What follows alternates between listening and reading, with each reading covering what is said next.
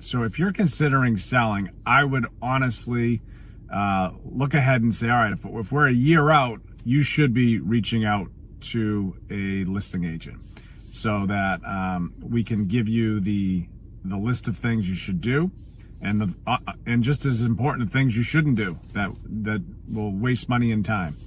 So a year away is not crazy to call someone and say, come on in, let's go over the list of things that we need to do.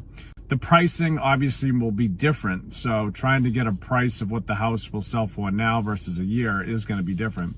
But you definitely want to focus on how to prep that house. And you really, if you've been in your house for a long time, I find that people really need a good amount of time to get it ready. So never too early to call a realtor. And if you need anything, feel free to reach out to me. No pressure consultation, 978-273-0099. Have a great day.